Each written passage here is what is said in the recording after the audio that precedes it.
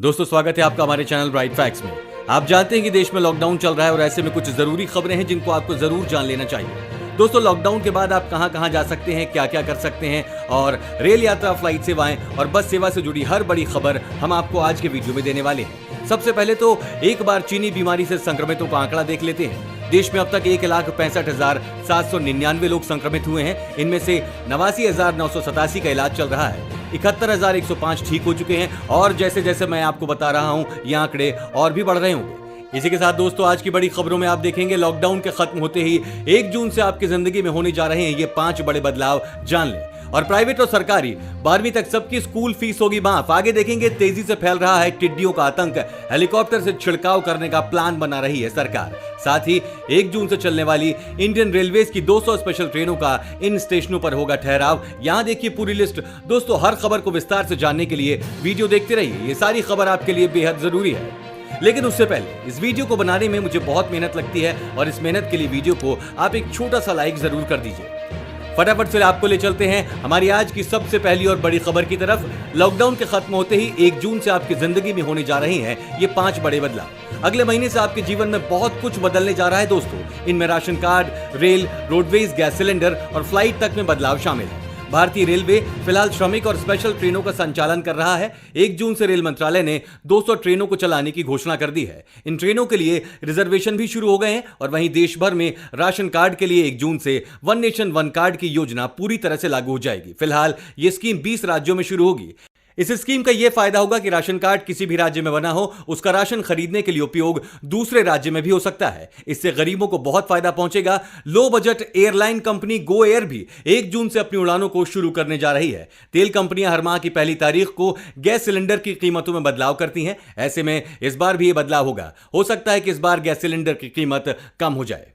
Private और सरकारी 12वीं तक सबकी स्कूल फीस होगी माफ। जी हां दोस्तों, हाईकोर्ट की लखनऊ खंडपीठ ने महामारी की वजह से जारी लॉकडाउन के समय 12वीं तक के विद्यार्थियों की पूरी फीस माफ किए जाने के आग्रह वाली जनहित याचिका पर राज्य सरकार समेत अन्य अफसरों से जवाब तलब किया है। कोर्ट ने इस मामले को समान मुद्दे पर दायर की गई अन्य याचिका के साथ जोड़कर एक साथ सुनवाई के लिए 18 जून को पेश करने के निर्देश दिए हैं। इस याचिका के तहत सरकार 12वीं तक के सभी छात्रों के लिए फीस को माफ करने के ऊपर जरूरी निर्देश लेगी और शायद सरकार लॉकडाउन में चलती मंदी को देख फीस को माफ भी कर सकती है।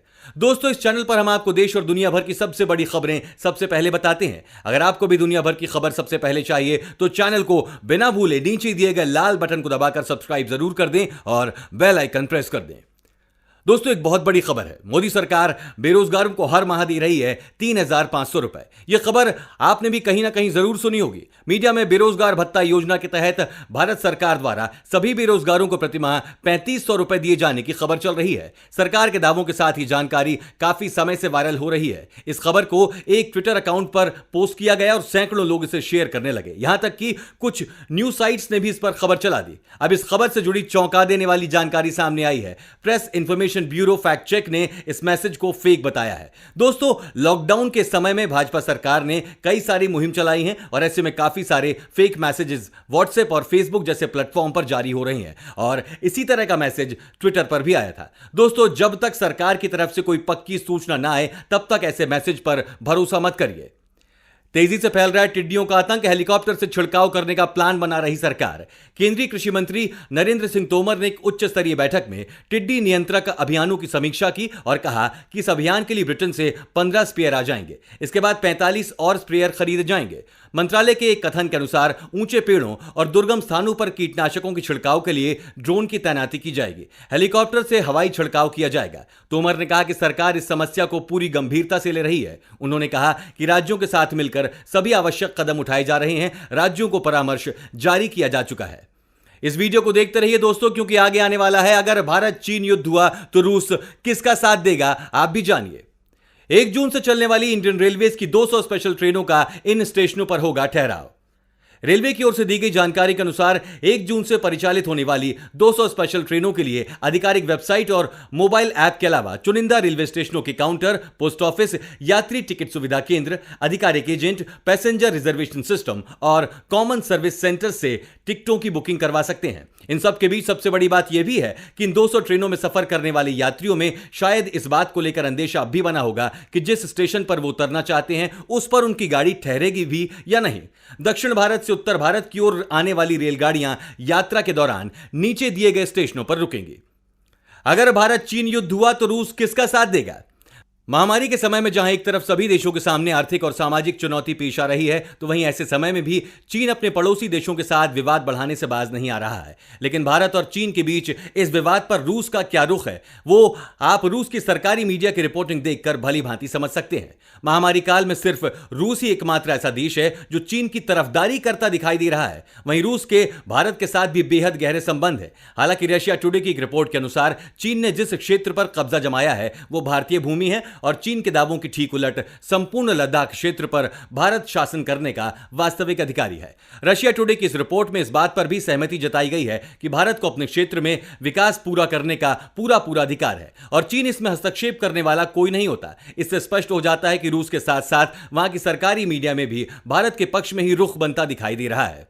इसी के साथ दोस्तों आप आगे की बड़ी खबरों में देखने वाले हैं, रेलवे में कई पदों पर वैकेंसी, सिर्फ इंटरव्यू से मिलेगी नौकरी। पूरी जानकारी के लिए देखते रहिए। साथ ही देखेंगे लॉकडाउन में भी दिल्ली गुरुग्राम बॉर्डर पर जाम, पास वालों को भी एंट्री नहीं दी गई। पूरा मामला देखने के लिए वीडियो को देखते रहिए दोस्तों। और योगी सरकार की तरफ से बड़ा कदम, 7.5 लाख श्रमिकों को रोजगार देने का प्लान।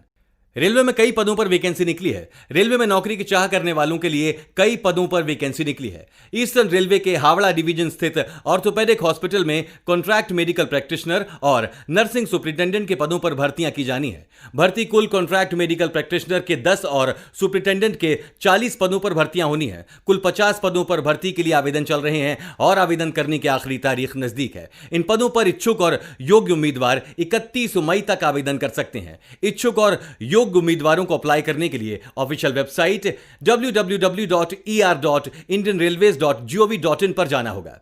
वहीं दोस्तों एक बहुत बड़ी खबर आ रही है, चीन से सीमा विवाद पर पीएम मोदी अच्छे मूड में नहीं है। इसकी पुष्टि खुद अमेरिका के प्रेसिडेंट डोनाल्ड ट्रंप ने की है। भारत चीन सीमा विवाद पर अमेरिकी राष्ट्रपति डोनाल्ड ट्रंप का बड़ा बयान आया है। ट्रंप ने कहा है कि भारत और चीन के बीच बहुत बड़ा विवाद है। दोनों देशों के पास बड़ी आबादी और ताकतवर सेनाएं हैं। मैंने प्रधानमंत्री नरेंद्र मोदी से बात की। चीन के साथ जो चल रहा है उसको लेकर वो अच्छे मूड में नहीं है। मौजूदा स्थिति को लेकर दोनों देश खुश नहीं है। व्हाइट हाउस के ओवल ऑफिस में रिपोर्टर्स से बात करते हुए ट्रंप ने कहा कि मैं प्रधानमंत्री मोदी को काफी पसंद करता हूं।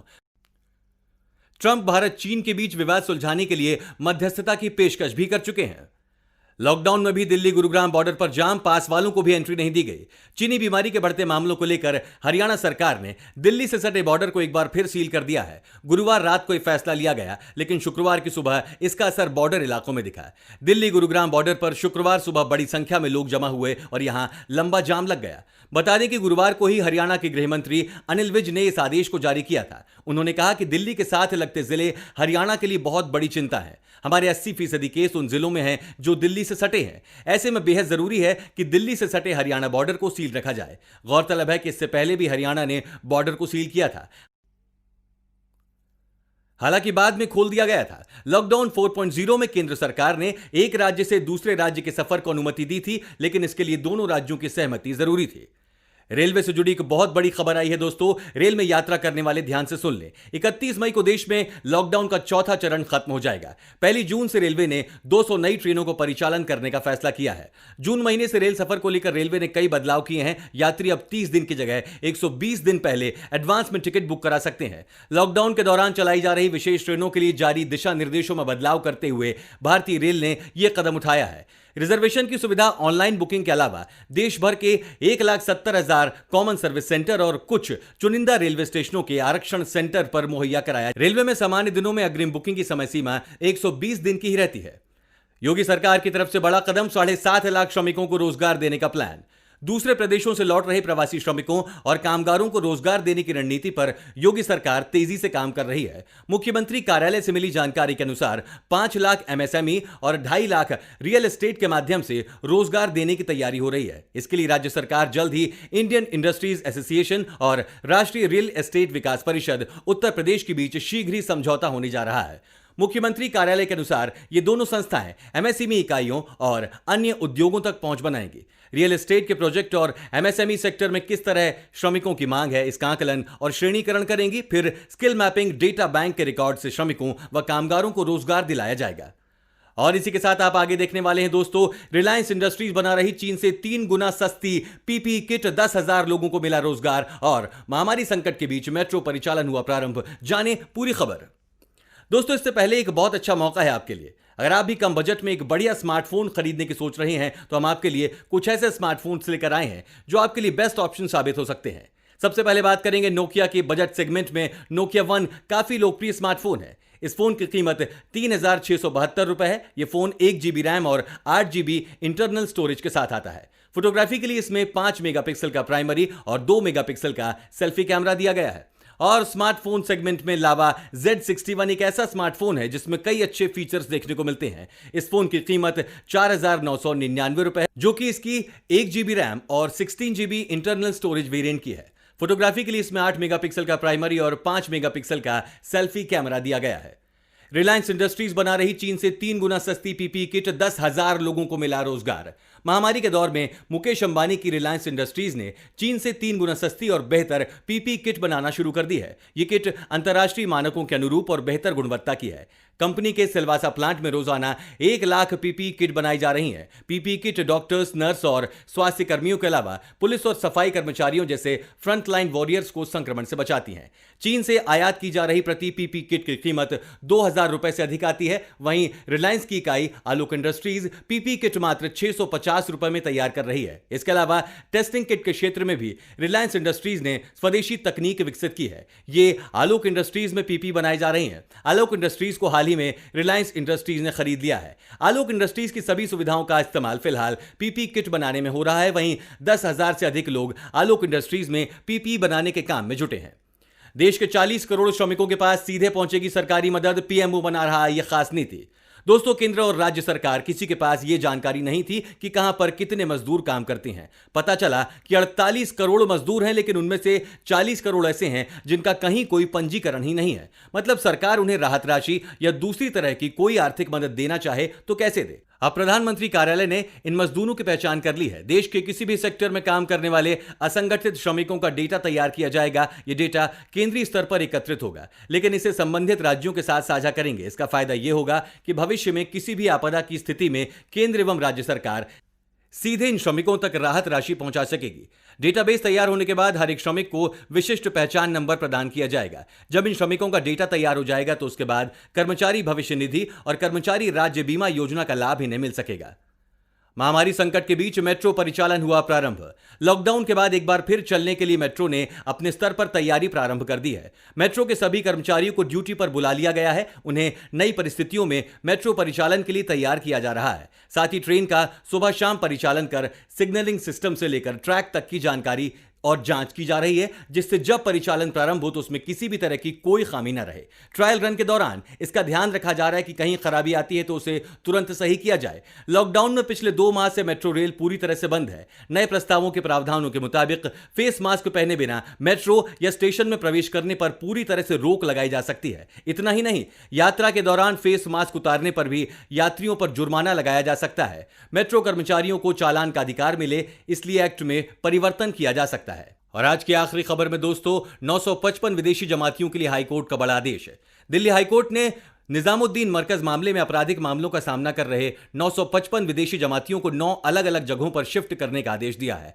हाईकोर्ट ने अपने आदेश में कहा कि इन जमातियों के खाने और रोजमर्रा की जरूरतों को पूरा करने की जिम्मेदारी तबलीगी जमात की होगी। यही नहीं, ये विदेशी जमाती जिन जगहों पर रखे जाएंगे वहां से बिना इजाजत कहीं और नहीं जा सकते। बता दें कि अभी ये जमाती दिल्ली के अलग अलग क्वारंटाइन सेंटर्स में रह रहे हैं। दोस्तों हमें नीचे कमेंट करके जरूर बताएं कि आपकी सरकार के लिए क्या सलाह है कि उन्हें कैसे लॉकडाउन के बाद स्थिति को संभालना चाहिए। अपना जवाब नीचे कमेंट करके जरूर बताएं और साथ ही अगर आपको ऐसे ही न्यूज हर रोज अपने मोबाइल फोन पर चाहिए तो बिना भूले हमारे चैनल को नीचे दिए गए लाल बटन को दबाकर सब्सक्राइब जरूर कर दें। धन्यवाद।